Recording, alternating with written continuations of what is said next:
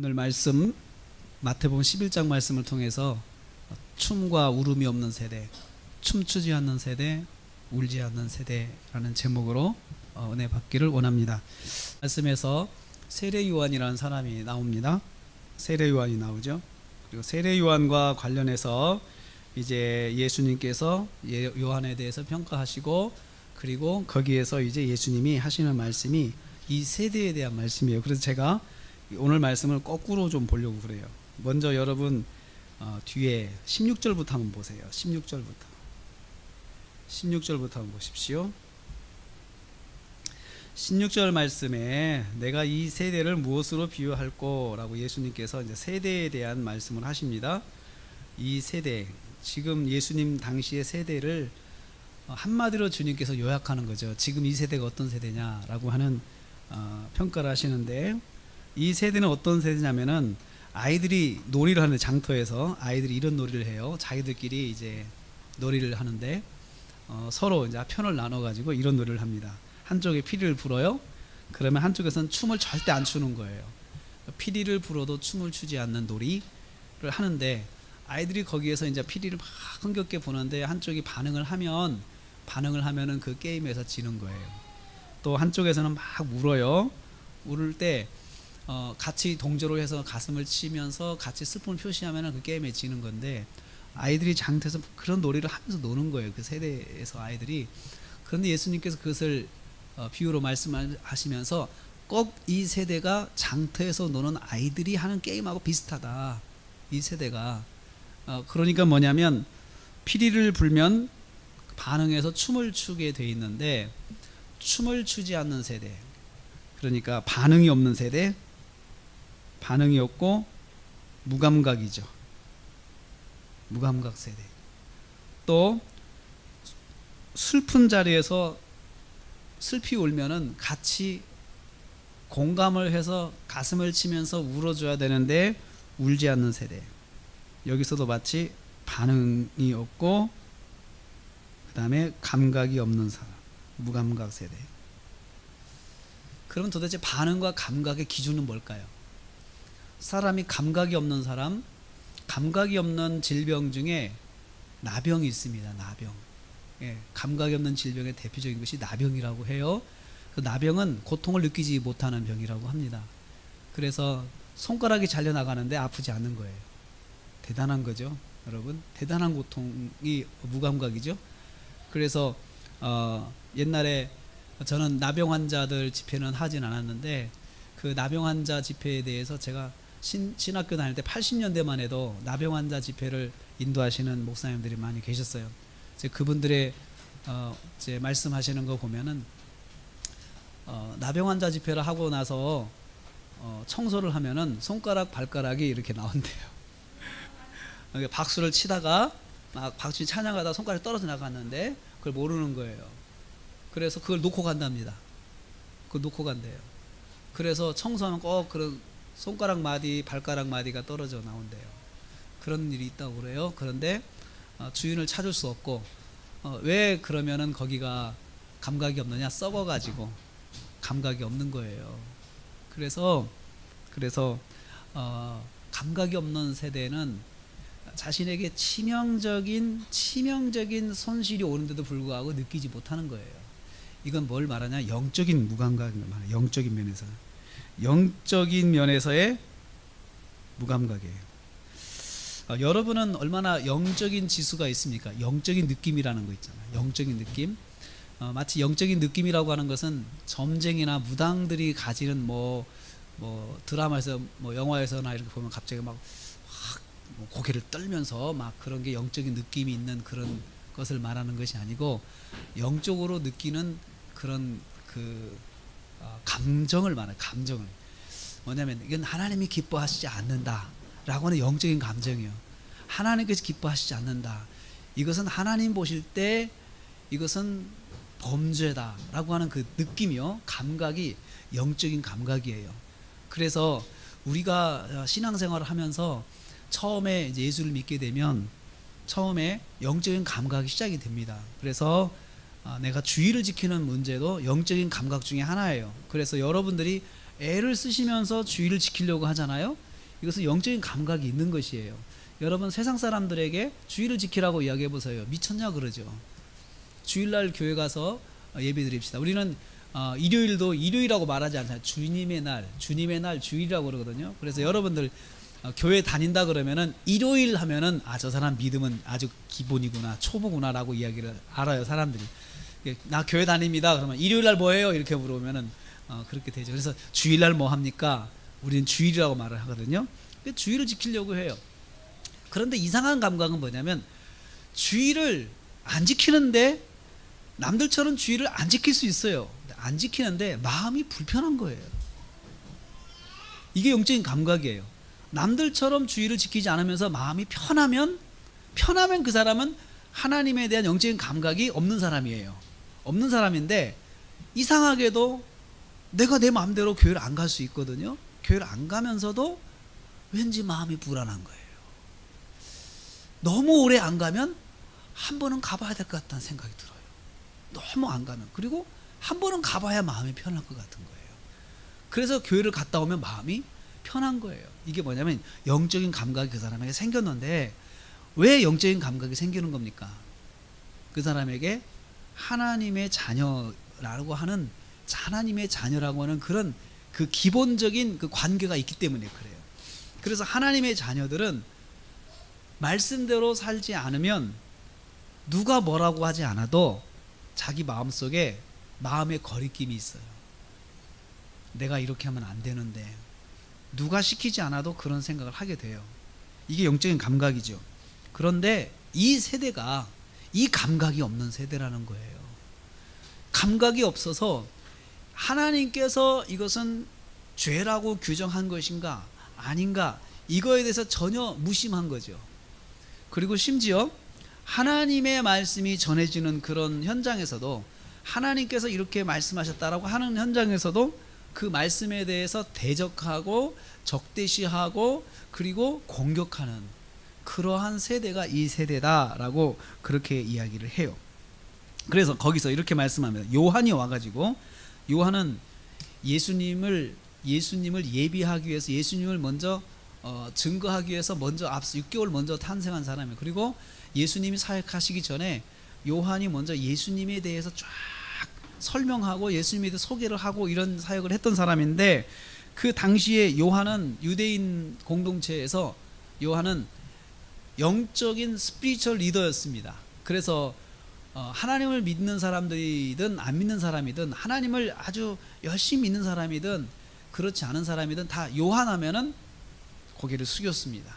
요한에게 말씀을 들으려고 했고 그랬는데 그러한 요한조차도 그 무감각한 세대 속에서는 이렇게 말했어요. 요한이 광야에서 먹지도 않고 마시지도 않고 광야에서 말씀을 외쳤습니다. 그럴 때 그 사람이 뭐라 그러냐, 귀신 들렸다라고 했어요. 우리가 만약에 목사인 제가 금식하고 또 물도 마시지 않는 이건 완전히 이것은 단식이라 해요. 단식이요. 금식이 있고 단식이 있어요. 금식은 물은 마십니다. 물은 마셔요. 제가 30일 금식을 2번 했는데 물은 마셨습니다. 그런데요, 단식은요, 물도 안 마셔요. 물도 안 마시면서 그냥 버티는 거예요. 그러면 무슨 일이 있냐면은 물을 안 마시면 단식하는 분을 제가 가까이서 봤는데 물을 안 마시면 속에 불이 난답니다. 우리가 마시는 물이요, 속을 식히는, 우리가 찬물 먹고 좀 마음 속 식히라고 열나면 찬물 먹으라고 그러잖아요. 찬물. 그 말이 맞아요. 그 물을 안 드시는 분이 그러냐, 단식하는 분이 속에서 막 불이 난대요. 불이 나는데 물 한 모금만 들어가면 이게 싹 가라앉을 거래요. 가랐는데요, 원리가. 그런데 이분들이 단식하면서 하니까 단식을 하면 다 제일 먼저 입술이 탑니다. 여기가 말라요. 그래도 물을 먹으면 금식하면서 물을 마시면 입술은 촉촉합니다. 그런데 단식하는 사람들은 이거 말라가기 시작해요. 혀가 말라가요. 속에서 막 불이 나요. 막 견딜 수가 없이 뜨거워지는 거죠. 열이 나는 거예요. 동시에 열이 나는 거예요. 하나님 앞에 그렇게 기도한다 그러면은, 제가 만약에 그렇게 단식 기도를 하면은 성도님들은 걱정은 하지만 은혜가 될 거예요. 하나님, 목사님이 저렇게 목숨 걸고 기도를 하시니 우리가 얼마나 복을 받을까. 제가 작년에 한 달 동안 산에 가서 철야기도 하니까 어떤 분이 갑자기 목사님 고생스럽겠지만 그래도 안심은 된다라고 그렇게 하시는 분이 있더라고요. 맞아요. 얼마나 은혜가 돼요. 안심이 되고, 내가 못하는 기도를 목사님이 대신 많이 기도해주고, 또 내가 나를 위해서 기도를 해야 되는데 내가 형편상 기도를 못하니까 목사님께서 대신 우리를 기도 많이 해주시니까 얼마나 좋아요. 중보기도라는 게 있잖아요. 대신 나를 위해서 기도해주면 그 기도가 하나님께서 받으시거든요. 그런데 그렇게 기도를 하는데 딱 그런 사람을 인정을 해주는 사람은 그래도 마음이 열리고 그 사람과 관계를 잘 여는 사람이죠. 그런데 귀신 들렸다, 한마디로 저 미친 거 아니야? 저 밥도 안 먹고 물도 안 마시고 저렇게 하다간 죽을 텐데 저 미친 거 아니야? 이렇게 생각하는 건요, 그 영적인 그 감각이 없으니까 영적인 활동에 대해서 폄하하는 거죠.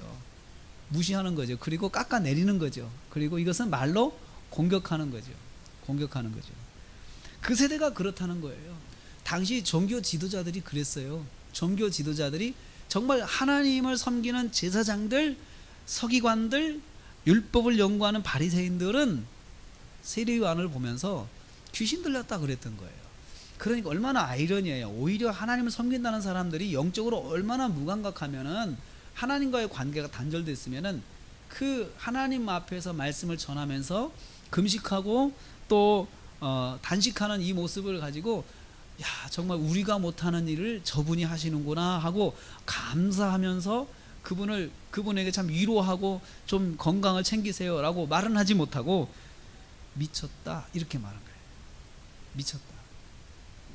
그런데 이제 반대로 예수님께서 오셔가지고, 반대로 예수님은 드셨어요, 마시고. 예수님은 잘 드시면서 사역하셨어요. 또 물도 잘 마시면서 사역하셨어요. 그랬더니 예수님한테는 뭐라고 하냐면 먹기를 탐하는 놈, 이렇게 이야기를 했어요. 예수님한테는 포도주를 즐기는 놈, 이렇게.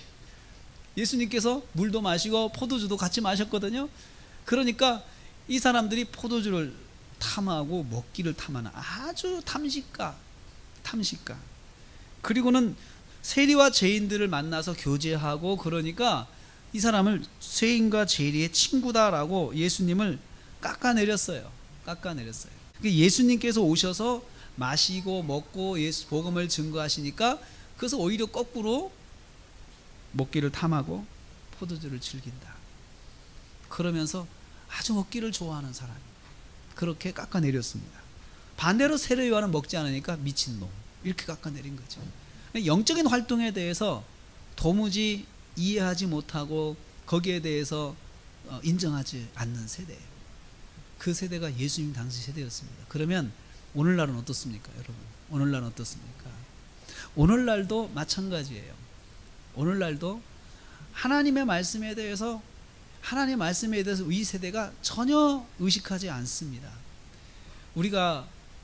우리 세대의 문제가 동성애 문제가 있습니다. 동성애를 합법화하느냐, 그런 문제가 있는데, 그 동성애 문제에 대해서 우리 그리스도인들이 말하는 것은 동성애를 하는 사람 자체가 나쁘다는 이야기를 하는 것이 아니에요. 동성애가 나쁜 것이다, 이것은 하나님이 기뻐하지 않는 것이다, 그러니까 동성애를 취하면 안 된다라고 이야기를 하죠. 목사님이 동성애자예요. 사모님이 왔는데 남자가 왔어요. 그래도 그분을 사모님 하면서 모시고 살아야 돼요, 성도들이. 그리고 거기에 대해서 뭐라고 하면 이것은 죄가 되는 거예요. 세상법에 걸리는 거예요. 반대로 여자 목사님 오셨는데 그 사모님이 여자예요. 그래도 그것을 인정하고 우리가 거기에 대해서 말을 하면 안 되는 거예요. 그런데 여러분, 우리는 성경이 기준이잖아요. 우리는 성경이잖아요.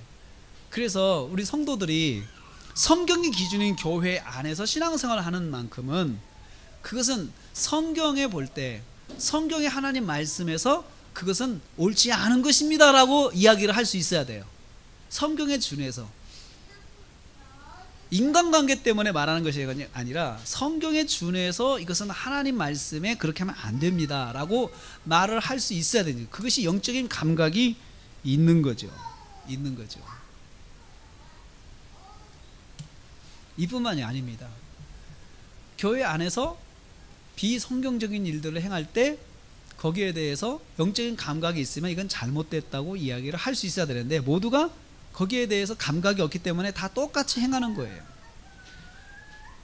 교회 밖은 어떻습니까?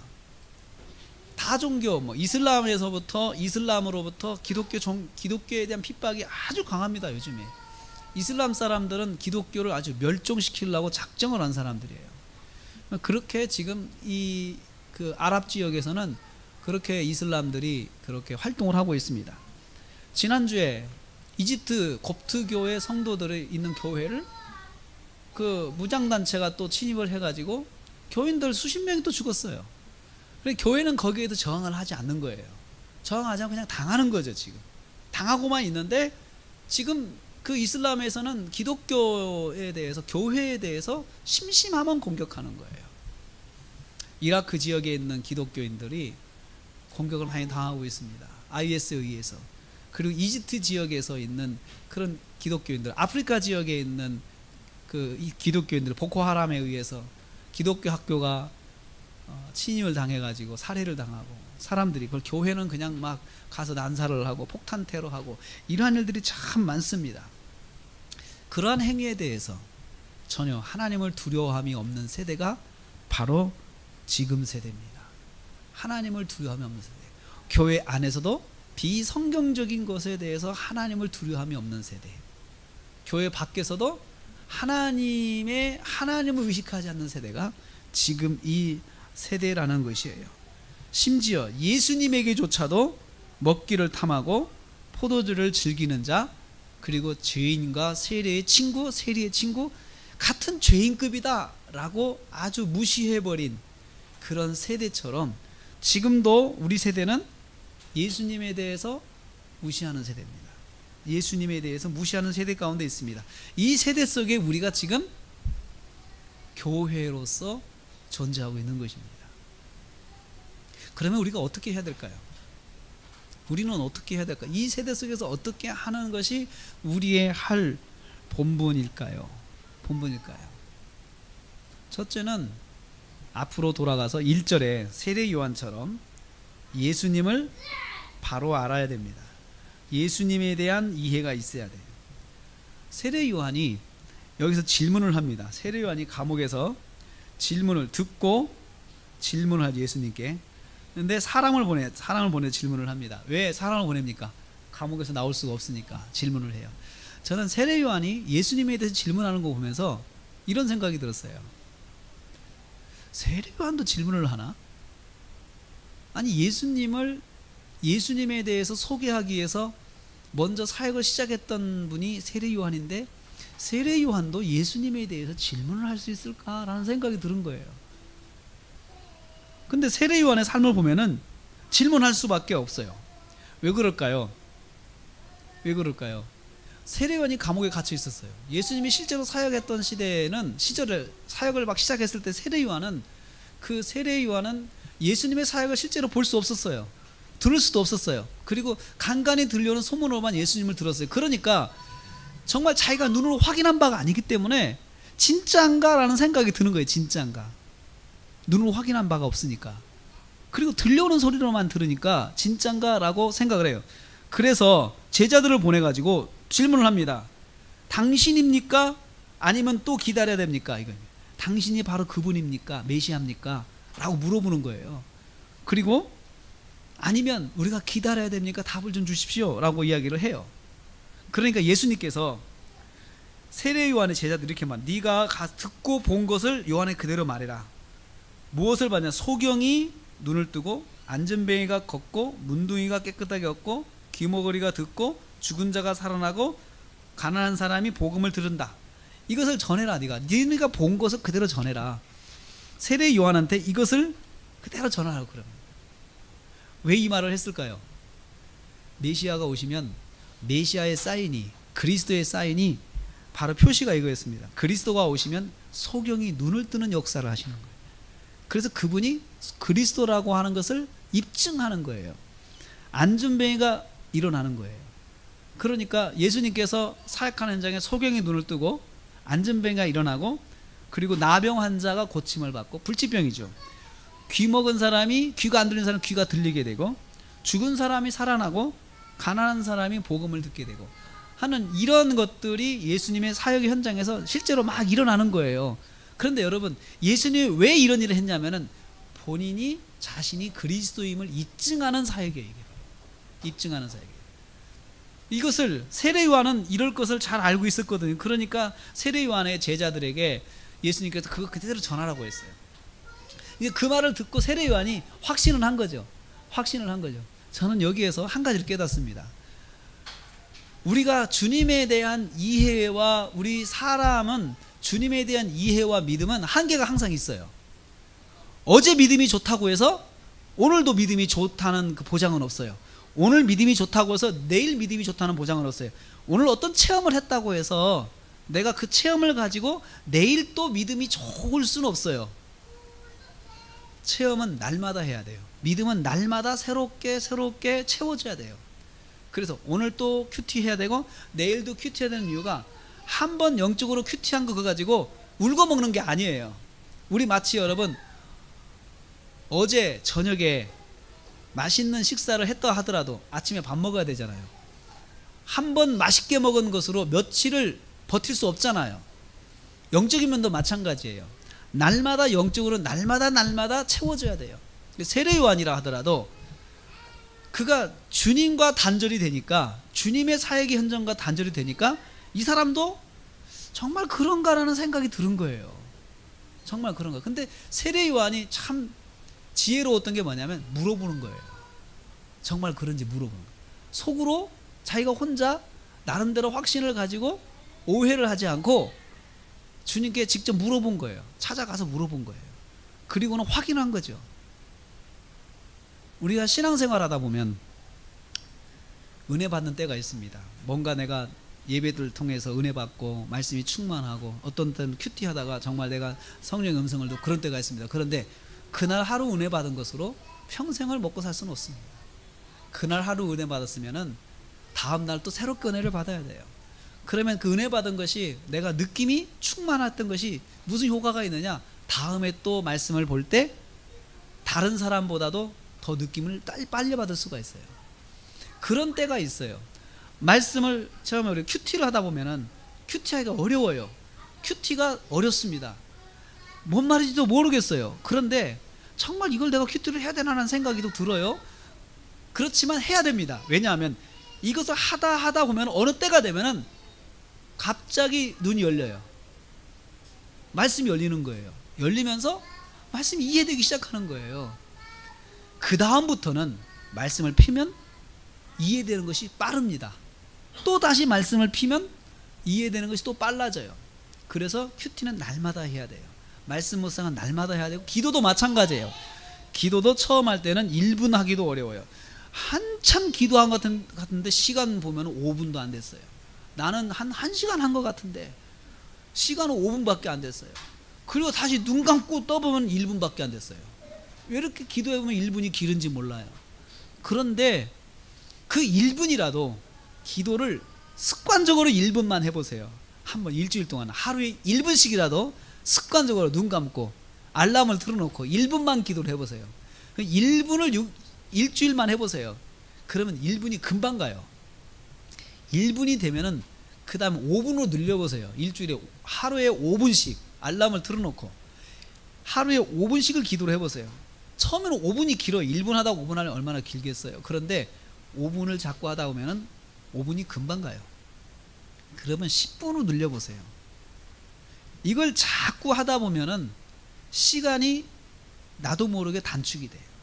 단축이 돼요.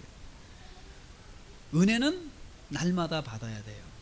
날마다. 그래서 어제 말씀 봤으면 오늘도 봐야 되고, 어제 기도했으면 오늘도 기도해야 되는 것이에요.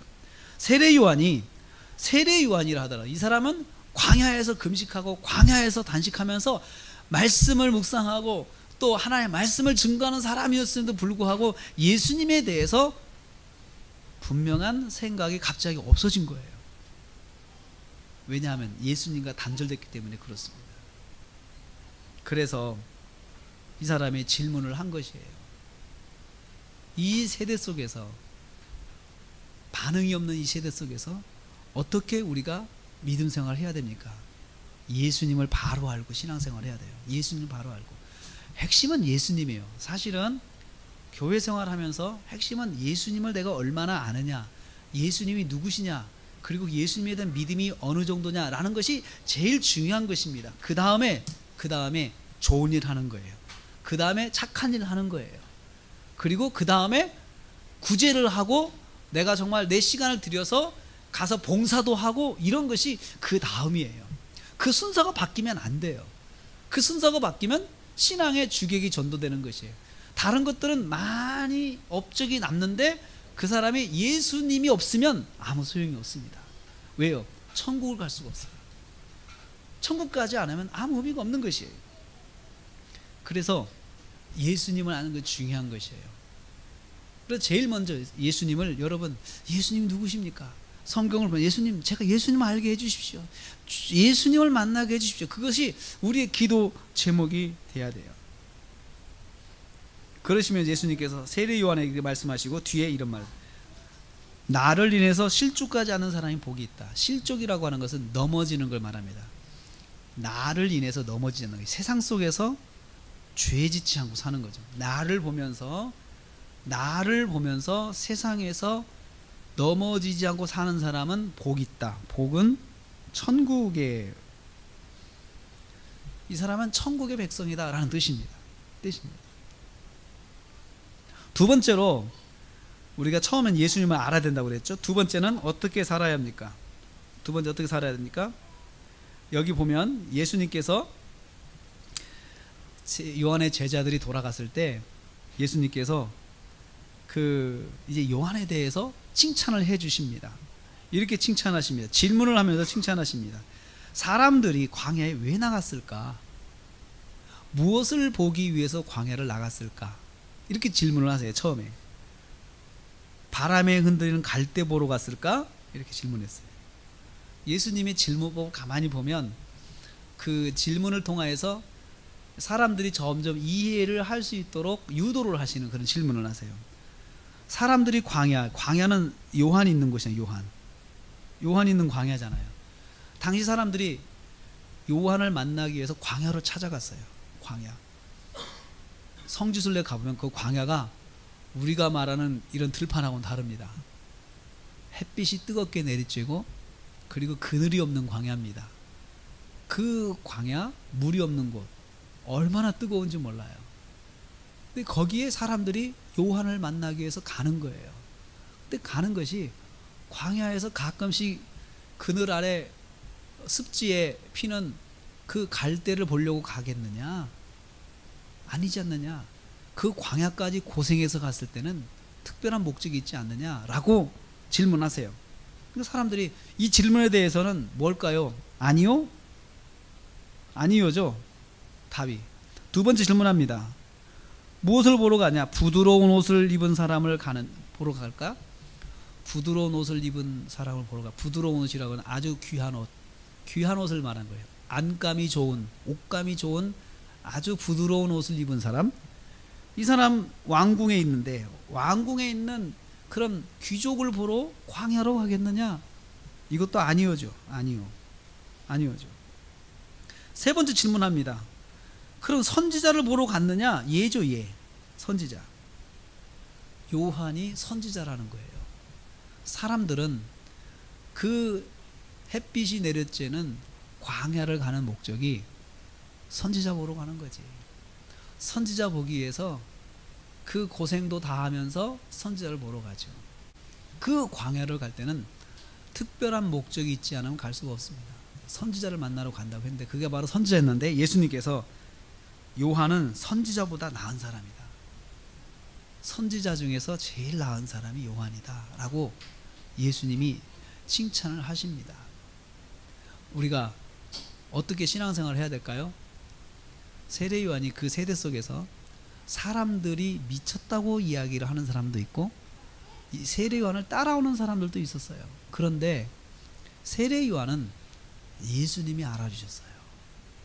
미쳤다고 하는 사람이었지만 예수님이 알아주셨어요. 그 예수님 누구십니까? 창조주시잖아요.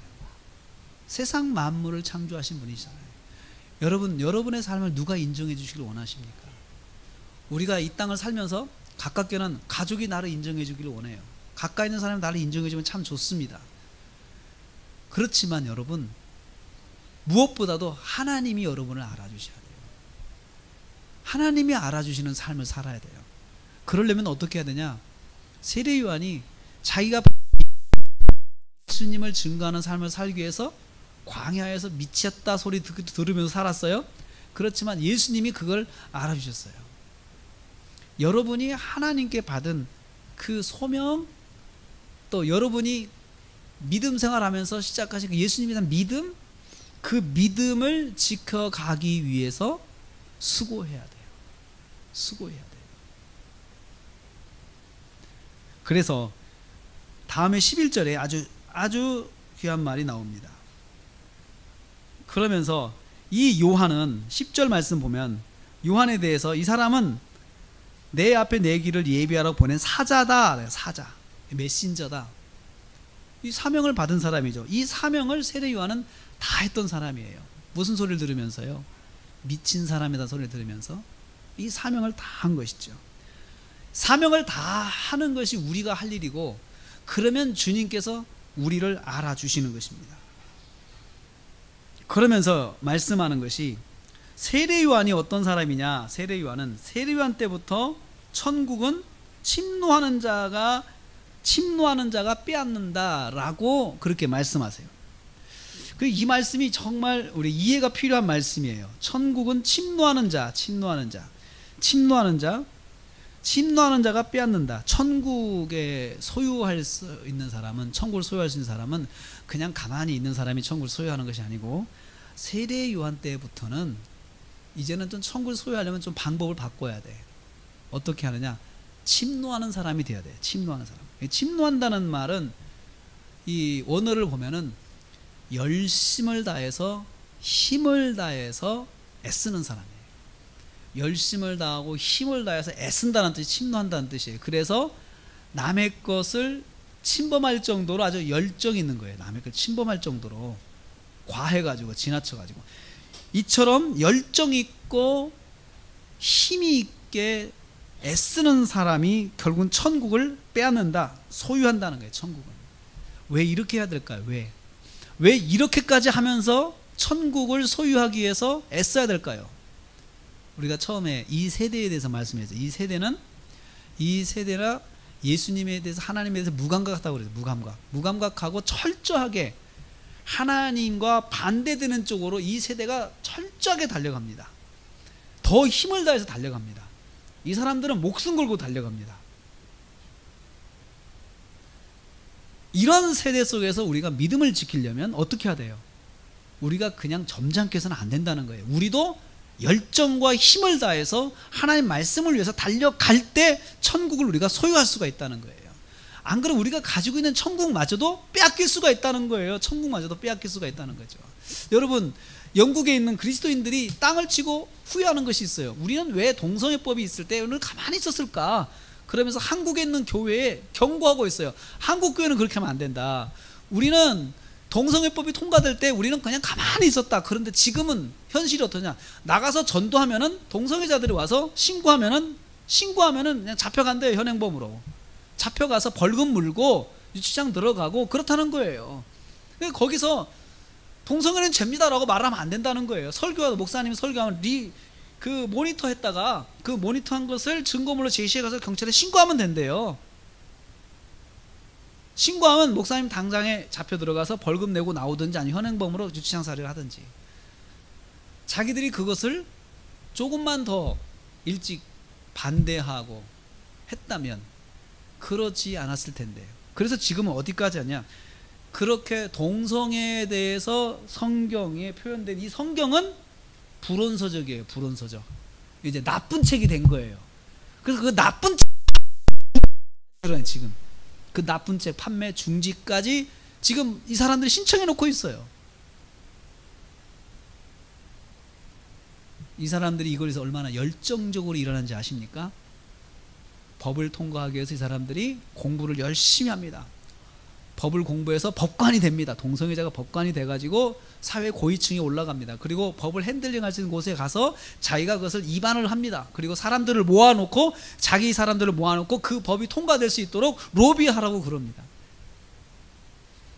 그렇게 해서 통과를 시켜서 법적으로 합법적으로 하는 것이에요. 합법적으로 불법을 행하는 것이죠. 불법이라 하더라도 법에 합법으로만 만들면 불법이 아니죠. 더 이상. 그처럼 하나님이 없는 비신앙적인 것들도 열정을 다해서 침노하기 위해서, 하나님 나라를 침노하기 위해서 열정과 힘을 다해서 애쓰고 있는데, 하나님의 사람들이 그렇게 하지 않으면 천국도 뺏긴다는 거죠. 한 개인의 신앙도 그냥 없을 수가 있다는 것이죠. 열정을 가지지 않으면, 힘을 가지지 않으면, 노력하지 않으면. 사랑하는 교우 여러분, 우리 이 세대는 경제적으로 부유하고 그리고 과학기술적으로 더 발달한 세대 속에 있습니다.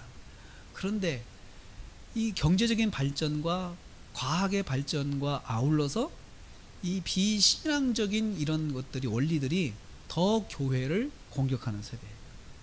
그리고 우리의 신앙이 거기에 노출되어 있는 세대에 있습니다. 그래서 내가 그냥 점잖게 착하게 신앙생활 하면은 나를 그냥 가만히 놔두는 것이 아니고, 결국은 나를 여러 가지 사회적 장치로 해서 내가 꼼짝 못하게 점점 올가맬 수 있다는 거죠. 이 세대가 그런 세대예요. 그리고 하나님의 말씀을 증거하면 거기에 대해서 절대로 반항하지 않습니다. 그래서 요즘 세대가 더 힘든 세대예요. 복음을 전하여 힘든 세대예요. 이 세대 속에서 우리가 믿음 생활을 하려면 침노하는 자가 되어야 됩니다. 침노하는 자, 열정을 가지고 힘을 다해서 노력하는 신앙생활을 해야 돼요. 열정을 다하고 힘을 다해서 말씀을 읽기 위해서도 여러분이 시간을 투자하고 열정을 가져야 됩니다. 노력해야 됩니다. 시간을 만들어내야 됩니다. 없으면 시간을 만들어내야 됩니다. 시간이 없으면 시간을 만들어서라도 예배를 드려야 되고, 환경이 안 되면 환경을 만들어서라도 예배를 드려야 되는 것입니다. 그렇게 신앙을 지켜내야 우리의 신앙이 빼앗기지 않습니다. 내가 내 것만 가만히 가지고 있으면 그것이 선이 아닙니다. 내 것만 가지고 있다고 내 것을 지키는 세대가 아니에요. 내 것을 가지기 위해서는 싸워야 되는 세대예요. 잘못된 것은 잘못했다고 이야기를 해야 돼요. 그리고 그렇게 하지 말라고 이야기를 해야 돼요. 안 그러면 안 돼요. 여러분, 세상은 약한 자, 말하지 않는 자를 공격하는 세상입니다. 여러분, 나 혼자 내가 그냥 교회 다니고 내가 그냥 성경 읽고 내가 조금 착한 일 하고 이러면 내 신앙이 지켜지는 것 같죠? 그렇지 않습니다. 옆에서 나를 공격하는 것이 있기 때문에 신앙이 지켜지지 않아요. 그런 것들을 내가 공격하면, 나도 저항하면서 이것을 공격하면서, 이거 잘못된 것이다, 이것은 하나님께서 기뻐하지 않는 것이다, 이렇게 정리를 해가면서 내 주변을 정리해가면서 신앙생활을 해야지, 그렇지 않으면 내 주변은 다 새카만 나 혼자만 가만히 있으면 결국은 내가 더 힘들어지는 거예요. 신앙생활. 천국은 세례요한 때부터 지금까지 당하는다. 천국은 지금부터 침노를 당하고 있다. 이렇게 말하고 있어요. 세례요한 때부터 영적인 상황이 달라졌어요. 예수님께서 복음을 전하기 때문에 마귀들도 긴장하기 시작한 거예요. 전에는 자기들이 가만히 있어도 조금 야금야금 먹어갈 수 있었는데, 하나님 나라를 먹어갈 수 있었는데, 예수님 복음을 전하면서 하나님 나라 확장되니까 자기들이 이제 공격을 당하잖아요. 그러니까 사탄이 전략을 바꾼 거예요. 더 적극적으로 가자. 그렇기 때문에 우리 하나님 믿는 사람들이 더 적극적으로 하지 않으면 이 싸움은 우리가 항상 질 수밖에 없습니다. 귀 있는 자는 들을지어다. 주님께서 이렇게 말씀하셨습니다. 사랑하는 성도 여러분, 말씀을 뵙습니다. 이 세대가 감각이 없는 세대입니다. 죄악에 대해서도 감각이 없는 세대입니다. 하나님 말씀에 대해서도 감각이 없는 세대입니다. 그래서 우리가 복음을 증거하면 쉽게 듣지 않습니다. 그리고 복음을 또 우습게 합니다. 그렇지만 우리가 기억할 것은 예수 그리스도를 전하는 것이 제일 중요한 것이에요. 내가 먼저 예수 그리스도를 알아야 돼요.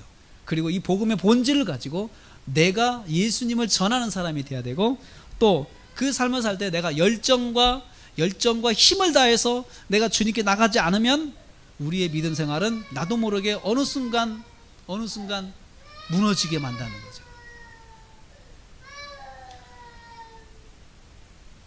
우리는 그렇지 않지만 다른 나라에서는 얼마나 예수 믿는 사람들 핍박을 받는지 모릅니다. 중국에만 가도 십자가 다 끊어버려 이러면 다 끊어야 돼요. 공산당 간부가 십자가 끊으라 하니까 온 지역에 가니까 십자가를 다 끊더라고요. 200년 된 성당의 십자가를 끊더라고요. 보기 싫다고. 그럼 교회가 십자가 잘라내라고 하면 잘라내야 돼요. 안 잘라내면 그 사람들은 중장비 동원해서 교회를 다 허물어 버립니다. 그러니까 그냥 잘라내는 거예요. 타협을 보는 거죠.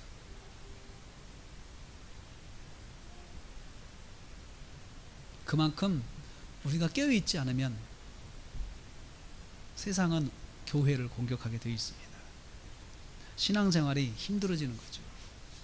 그러므로 우리가 열정과 힘을 다해서 평소에 우리가 사는 삶의 현장에서 열정과 노력하는 신앙생활을 하지 않으면 안 됩니다. 저와 여러분이 이러한 열정과 노력을 다하는 침노하는 자의 신앙생활을 통하여서 이 무감각한 이 세대를 깨우고, 그리고 이 세대 속에서 우리가 물들지 아니하고 신앙의 순수성을 유지하는 그러한 신앙생활을 하기를 주님의 이름으로 축복합니다.